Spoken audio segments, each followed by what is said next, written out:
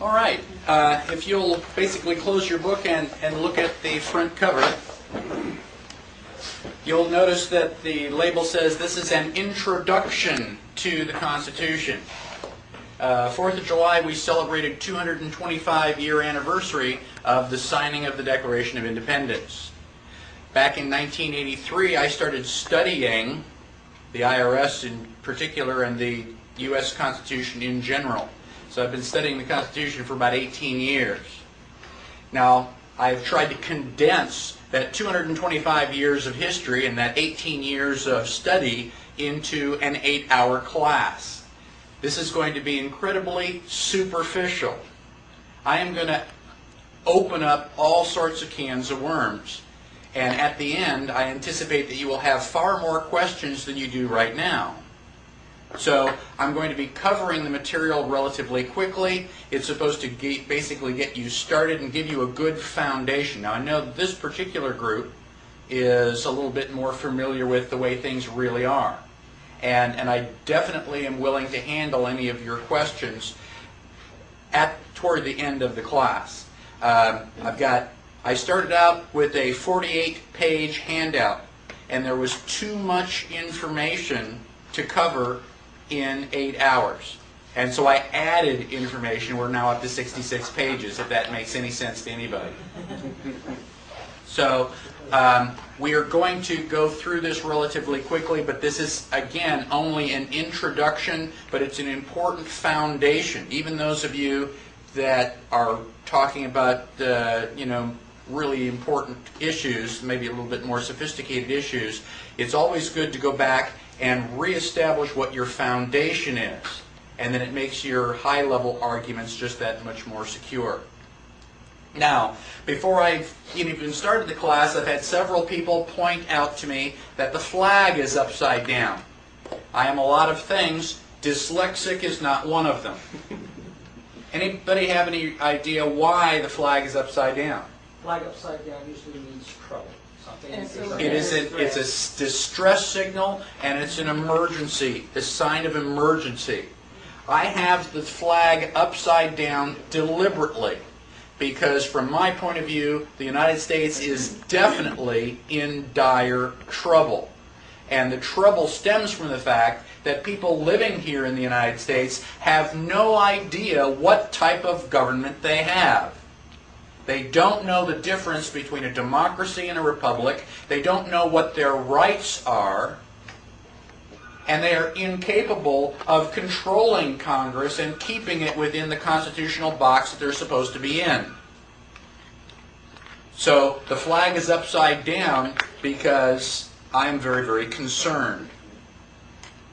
Now, in the back of the book, I have all sorts of little handouts. We will talk about those eventually. You're welcome to look at them. Those are all yours. We just did a quid pro quo exchange. You can do anything that you want with them. But when I go through them, mine are in the same order that yours are. So if you don't want to be fumbling around looking for the new ones, you can kind of keep yours in the same order. Now, inside the front cover, you should have a copy of the Constitution. Many of you already have copies, but it would be totally inappropriate to teach a class on the Constitution without actually giving you a copy. One of the things that surprises most people is that it's so small. I mean, there's really not a lot here. And the purpose of the Constitution is to set up a form of government. Basically to establish the principles that are involved, not what the law actually says. So you could sit down and read the Constitution cover to cover in about 15 or 20 minutes. We're going to try to spend about 8 hours understanding it. Now, most of the page numbers that I reference will be in the handout. This is if you'll notice at the bottom of all the pages, I have Session 9. ICP 21 is my abbreviation for Introduction to the Constitution for Patriots of the 21st Century. And then it's Session 9. I've taught 8 of these classes before. Now that you have paid for this class, you can attend any of my future classes for free.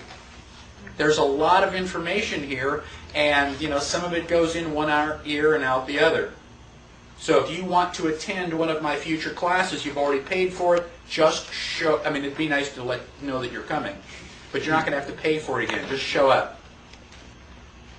Right? If you call me with questions on the phone, my first question to you is, which session are you looking at? I keep a copy of all of these documents because I keep adding information to it. And the page numbers change. So if you're asking me questions, I want to know which session you're on so that I can get my copy and we can literally be on the same page. If I say go look at page 22, that's where your answer is. I want your page 22 to be the same page 22. Right? So I print copies for each session that I teach, and it has your date there as well. Now, if you'll go to page 2, I have a tentative schedule. This is the schedule that I'm going to try to keep on. Now, if you have questions, please raise your hand. Frequently, I will, say, well, we're about to cover that, and I'll just put you off. I will answer questions, however, briefly. If I answer all of your questions during the day, we're never going to get finished by 6. So my goal is to try to get finished as close to 6 o'clock as possible, and then once we're formally finished, anybody that has prior commitments, they can leave. I promise to stay and answer questions as long as there are people here to ask. So we will just try to save those questions until the end. Whenever we reference the Constitution, I will hold up the book and so you know which page numbers we're talking about. Now, let's turn to page 3 and get started. I have a few quotes which hopefully explain why I am here, why I've driven all the way from Austin to be here today. The first quote is from Dr. Benjamin Rush. You probably have never heard of him, but Mr. Rush says, "Education is favorable to liberty. Freedom can only exist in the society of knowledge. Without learning, men are incapable of knowing their rights. And where learning is confined to a few people, liberty can neither be equal nor universal." So you have to know your rights before you can protect them. And he said that in 1786. Another person that you have heard of, I'm sure, is Daniel Webster. And Daniel says, I